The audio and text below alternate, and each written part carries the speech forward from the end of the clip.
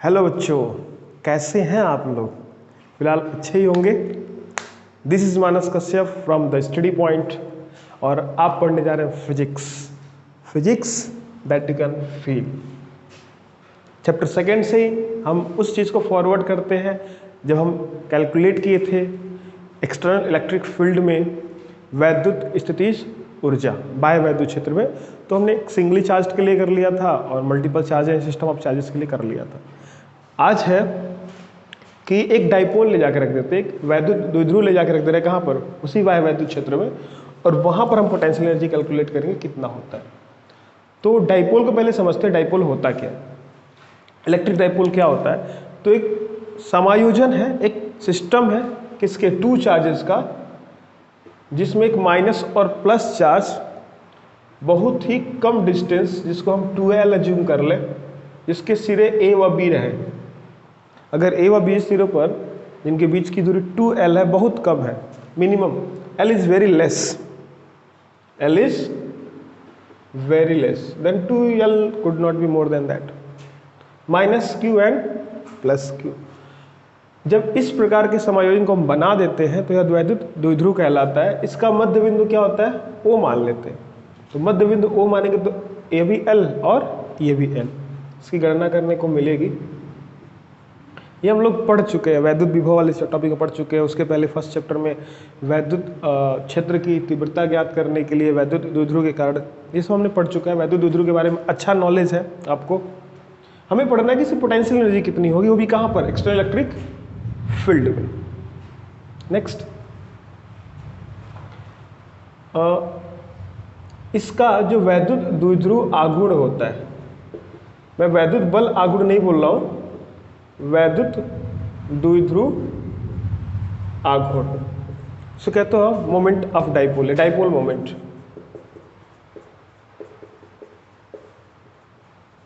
इसे आप डिनोट करते हो P से। P का डायरेक्शन किधर होता है? माइनस से लेके प्लस तक, और P का फॉर्मूला क्या होता है? 2QL।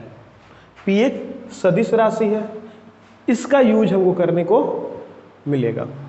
अच्छा, एक चीज और डिस्कस हो चुका है इसी चैप्टर, सेकंड चैप्टर में ही है, और सेकंड में या फर्स्ट में है आपका चैप्टर में, क्या कि अगर कोई एक बाह्य वैद्युत क्षेत्र, फर्स्ट चैप्टर है, बाह्य वैद्युत क्षेत्र एक इलेक्ट्रिक फील्ड है जिसकी यूनिफॉर्म इलेक्ट्रिक फील्ड कह सकते हो, एक समान वैद्युत क्षेत्र,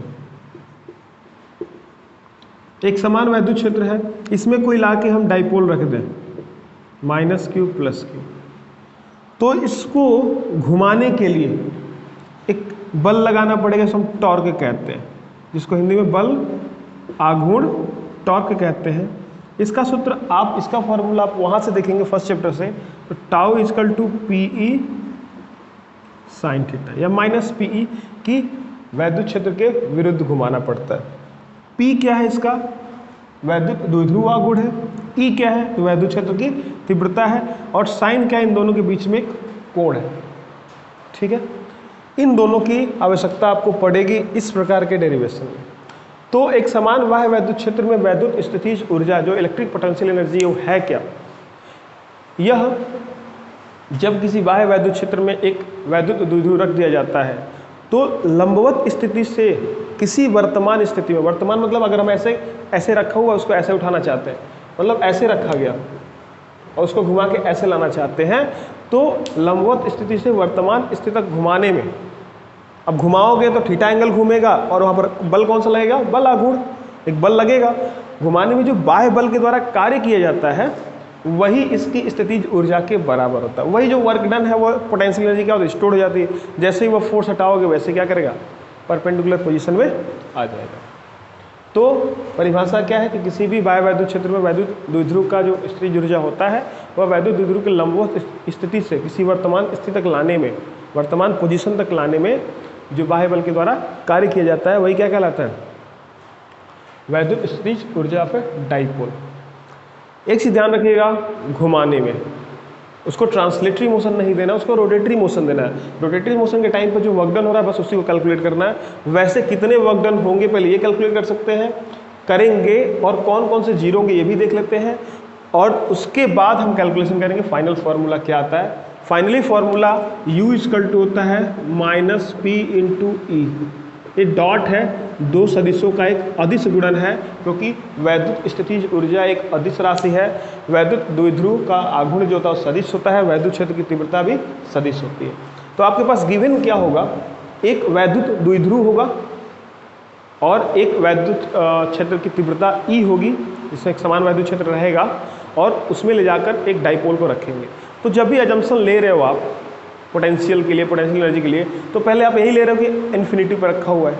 तो चलो ये जो वैद्युत द्विध्रुव है इसको पहले मान लेते हैं इन्फिनिटी पर है। अब जब इन्फिनिटी पर ला के यहाँ रखा जाएगा तो मान लेते हैं कि यह लंबवत स्थिति में आके फिट हो गया ऐसे।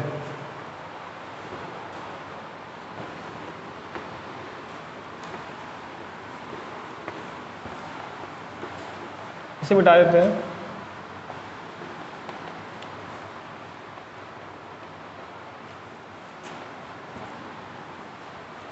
मान लो एक समान वैद्युत क्षेत्र है,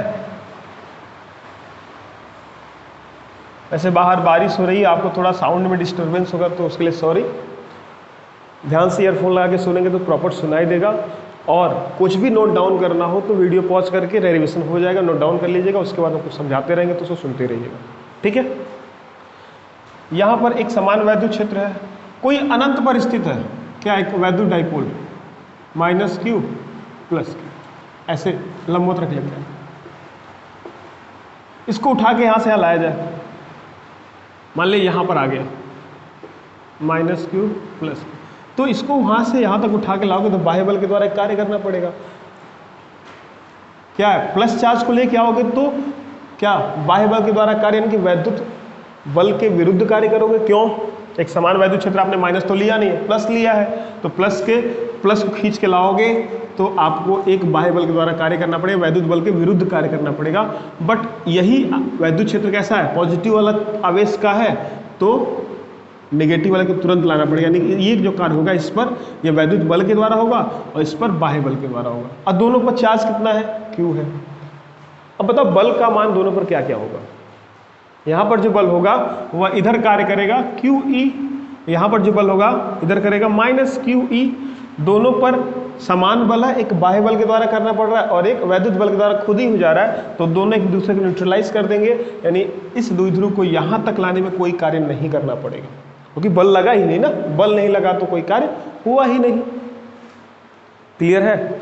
यहाँ पर एक दिशा में FE वैद्युत क्षेत्र की दिशा में QE और वैद्युत क्षेत्र की विपरीत दिशा में माइनस QE।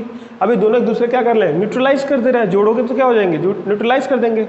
वर्कडन है, सदी अदिश राशि है, बीजगणितीय योगफल करेंगे, जोड़ेंगे तो प्लस माइनस कैंसिल 0। तो यहाँ से उठाकर यहाँ तक लाने में कोई कार्य नहीं करना पड़ेगा। अब इसको ट्रांसलेटरी मोशन कराओ। अगर इसको इस वैद्युत क्षेत्र की दिशा के विपरीत दिशा में या उसी दिशा में आगे पीछे करेंगे तो भी कोई कार्य नहीं करना पड़ेगा। क्यों, हर कंडीशन में ये दोनों बल होंगे आपस में डिजॉल्व कर देंगे।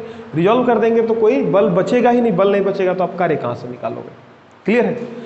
तो जो कार्य इसमें किया जाएगा, जो पोटेंशियल एनर्जी स्टोर करवाएगा, वो होगा कि इसके मध्य बिंदु से ये 2L होता है, L होता है, यह भी L होता है। यह वैद्युत क्षेत्र की, जो वैद्युत क्षेत्र की दिशा है ये वाली, इससे कितने डिग्री पर है, थीटा। थोड़ा सा और फेस कर लेते हैं इसको। आप एक समझिएगा, वैद्युत क्षेत्र है, एक डाइपोल है, ले जाके रख दिया हमने, और कितने एंगल पे हो गया, थीटा एंगल पे। ठीक है।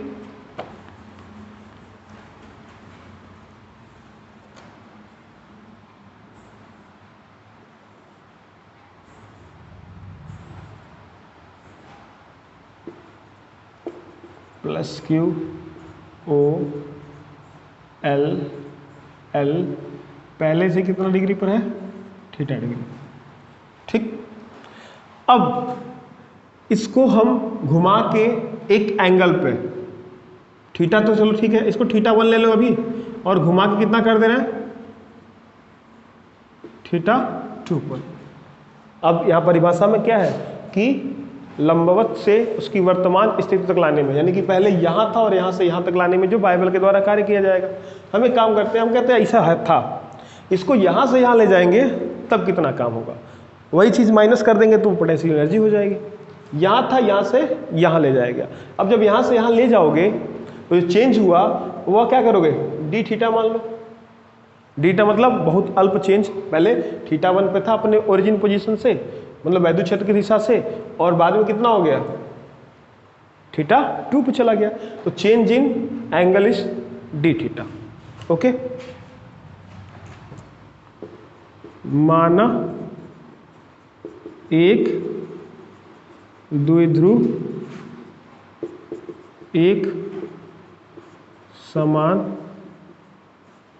वैद्युत क्षेत्र में थीटा कोण पर रखा है, तब इसे डी थीटा कोण पर घुमाने पर किया गया कार्य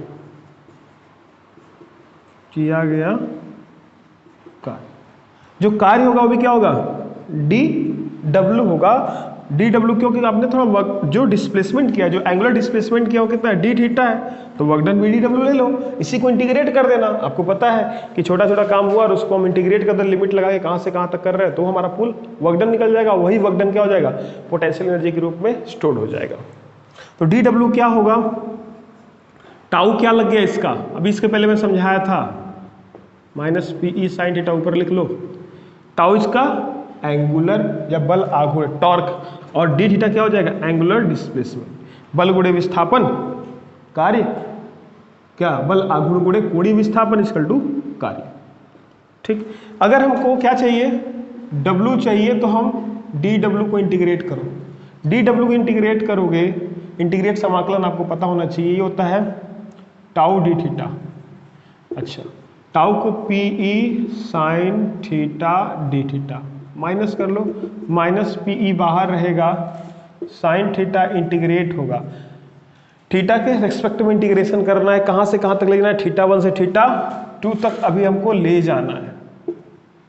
ठीक है, लिमिट लगा दिया। अब आपको पता होना चाहिए कि साइन थीटा डी थीटा का इंटीग्रेशन होता है माइनस कॉस थीटा। साइन का क्या होता है, माइनस कॉस्टा, और लग जाएगा माइनस पी ई। अच्छा, ये जो बल लगा ये किसके द्वारा लगा, बाह्य बल द्वारा। और बाह्य बल द्वारा जब लगेगा और वैद्युत बल का निकालना होगा, क्योंकि वैद्युत स्थिति जो है क्या होगी, वैद्युत बल के द्वारा अगर निकालना होगा तो जो वैल्यू माइनस की आती है, यानी कि बाह्य बल के द्वारा जो वैल्यू माइनस की आती है वो प्लस में क्या हो जाती है, वैद्युत बल हो जाता है। और अगर वैद्युत बाह्य बल प्लस है तो वैद्युत बल के क्या हो जाता है, वही चीज़ माइनस हो जाती है। मतलब चिन्ह बदल देना और कोई नहीं, वैल्यू सेम रहती है, पहले से सुनते आ रहे हो आप। इसका क्या होगा, माइनस कॉस थीटा, थीटा 1 से थीटा, इंटीग्रेशन समझ में आना चाहिए क्या, lower higher limit minus lower limit लगा दो, minus minus plus P E cos theta 2 minus cos theta 1, कितना हो गया, P E cos theta 2 minus cos theta 1। ये तो तुम्हारा वर्क डन हो गया। परिभाषा के हिसाब से लंबवत स्थिति से वर्तमान स्थिति तक लाने में, तो लंबवत कितना था 90, थीटा 2 कितना है 90, वहां से कितना लाना है थीटा डिग्री तक, थीटा 1 को कितना मान लो, थीटा मान लो, 90 से कहाँ तक, थीटा तक लाना है, तो कितना वर्क डन करना पड़ेगा, वही पोटेंशियल एनर्जी के रूप में स्टोर हो जाएगी। क्या हो जाएगा, P E cos 90 minus cos theta, और कॉस 90 की वैल्यू कितनी होती है 0 minus cos theta minus P E cos theta. क्या हो गया, जो पोटेंशियल एनर्जी स्टोर हुई वह minus P E cos theta. अब P भी एक सदिश राशि है, E भी एक सदिश राशि है, दोनों में गुणा करके cos थीटा का मल्टीप्लाई किया गया है। तो आपको पता होना चाहिए कि scalar product of two vectors is AB cos theta होता है, लगा लेंगे, माइनस तो वही रहेगा, P भी लग जाएगा और E भी लग जाएगा। ये हो जाएगा बाह्य बल के द्वारा कार्य करने पर जो पोटेंशियल एनर्जी स्टोर्ड हुई वह उसके वैद्युत द्विध्रुवीय आघूर्ण और वैद्युत क्षेत्र की तीव्रता के अदिश गुणनफल के बराबर हुआ। अगर हम माइनस का चिन्ह हटा देंगे तो यही चीज किसके द्वारा हो जाएगी, वैद्युत बल के द्वारा जो कार्य किया जाएगा उसके द्वारा स्टोर्ड पोटेंशियल एनर्जी। जो कि हम इलेक्ट्रिकल सर्किट, इलेक्ट्रिकल इक्विपमेंट्स के बारे में पढ़ रहे हैं, पूरा इलेक्ट्रॉनिक्स का चैप्टर चल रहा है, तो उसमें जो पढ़ना है वह वैद्युत बल के द्वारा। बट हमारी जो पोटेंशियल एनर्जी स्टोर्ड होती है वह बाह्य बल के द्वारा होती है, तो बाह्य बल के द्वारा पोटेंशियल एनर्जी स्टोर्ड हुई वो थी -P.E। ये हमारा टॉपिक खत्म हुआ वैद्युत द्विध्रुव के कारण वैद्युत स्थितिज ऊर्जा बाह्य वैद्युत क्षेत्र में। नेक्स्ट जल्दी हमारा कैपेसिटर का टॉपिक आएगा जिसमें बहुत इंटरेस्टिंग फैक्ट्स आएंगे। कैपेसिटर कैसे डिजाइन करते हैं, स्फेरिकल कैपेसिटर क्या होता है, पैरेलल प्लेट कैपेसिटर क्या होता है, कैपेसिटर का कॉम्बिनेशन कैसे होता है, तो वो वीडियो जरूर देखिएगा। और please like, share and comment, subscribe my channel the study point official, name changed the study point official with Manas Kashyap, और एक लोगो लगा हुआ है येलो कलर का। Thank you so much.